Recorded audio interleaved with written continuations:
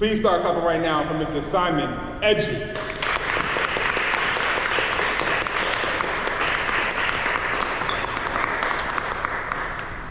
Hi. I plan to read 3. If I need to read more, I have more, but these are 3. I have a short one and then kind of a longer one and then another short one. Was anyone here last month at this? So you saw me read before.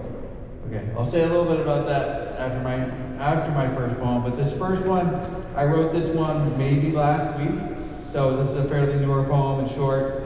I write really short stuff now. It's a bad habit. I write at least one poem every day since August 3rd of 2020. I've written at least one poem a day. How's that a bad habit, though? I think that's actually very good. It's an addiction. And I'll just stop what I'm doing, and then I'll just start writing, and I'll be teaching a class, and I'll just take my notebook out, and I'll start writing while I'm teaching. So it is a bad habit. That's a good thing. But I don't have a set time when I do it. I just kind of do it whenever it just comes to my head. Like I'll get a thought and I'll write it down immediately. So this one I was actually sitting at West Rock when I wrote this poem. Was it last Saturday or the Saturday before? I don't know. But this one's called Starting. And it's about internal struggle is really what this one's about. Starting. I should start right here, but I haven't found myself yet. Give me a minute. One more. They add up, faster than I just divide and subtract. Levels of reduction, reducing me. It doesn't make sense moving forward, but I am too far ahead as it is. The cars passing by, different directions on different sides. I'm sitting still in this spot right here, waiting to start. Started. That's that one. Should I ask if anybody hasn't thought about that or no? Has anyone ever been afraid to start something? They're worried about how people are going to react, how you're going to react to yourself, things like that. That's kind of what that one's about. Nope, my father told me I was a great starter and a horrible finisher. So Nice. So last month when I read here, I read a poem about East Rock. This one's about Sleeping Giant, which I consider part of New Haven, even though it's in Hamden and North Haven. But I consider that to be part of this town or city, which it probably was at some point. New Haven used to be a lot bigger. So is anybody familiar with Sleeping Giant? yes. Do you know the big field by where they used to have the quarry? Yes. Where the heads got shaved away, and there's that giant concrete structure that's still there that's what this is about. So this poem is called Reflections on an American Parthenon, and it's because that looks like the Parthenon in Greece. So, and it's actually about it. So if you know that place, this will mean something different to you guys. Reflections on an American Parthenon, and this is a little bit longer. From the intersection of purple and red, vacant acres of tight-cropped lawn spread, an artificial meadow, towards an ancient compilation of arches and trusses, a state of disintegration, a temporary home, a sanctuary for plants and animals thriving on neglect and on the surroundings of man's forgotten past. I've been here before. An ancient wooden beam, creosote-soaked, toxic, abuts one column of the wall amidst crumbling blocks of concrete, outmoded of purpose. And steel frame, rusted, once a steady support for a roof or a floor, I hoist myself up, fearing for an instant the possibility of falling backwards into the debris below, adrenaline pumping as sweaty hands grip weathered concrete, and I lunge, committing, forward, up, on top, and come to rest on the hard, rough surface, with insects and arachnids and others, feeling my quickened breath and pulse out of place in the calm of quiet surroundings.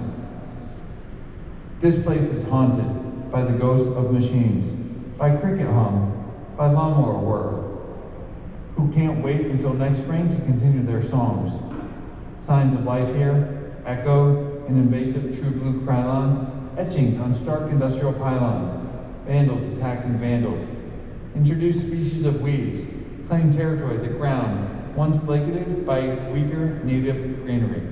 Virginia creeper, far from home, goes through the throes of autumn's red, orange, and yellow, clinging desperate to these sad walls. Euonymus alatus fizzle pink into fall rather than burning, evidence of God's fires extinguished.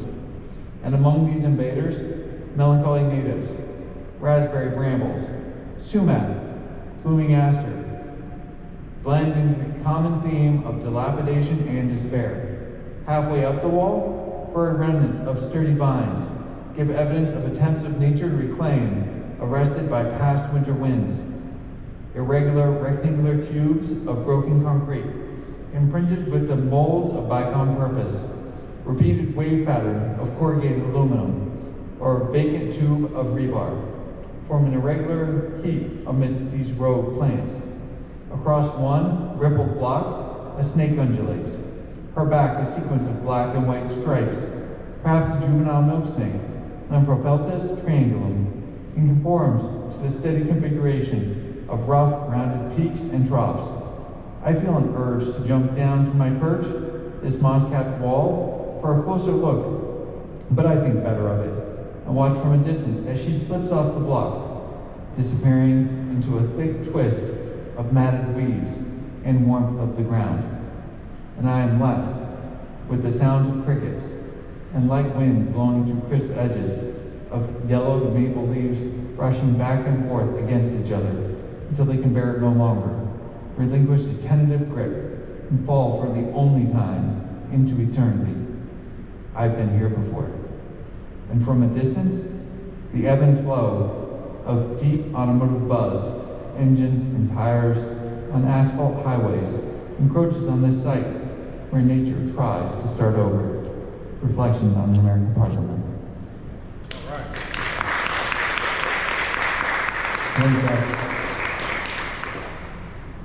Could you see the place if you know that area? Yeah. There are a lot. That's a fall poem. I wrote that poem a long time ago.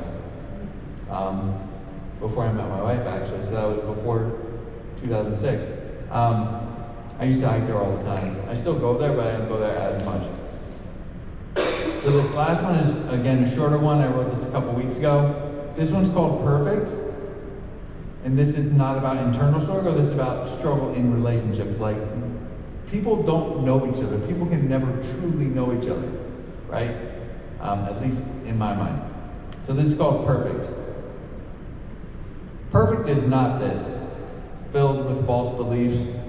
We laugh at each other. You laugh at everyone. I laugh at myself. It is hard when we try. It hurts when we hold back. The laughter builds up inside like broken anger. And so we sit, waiting.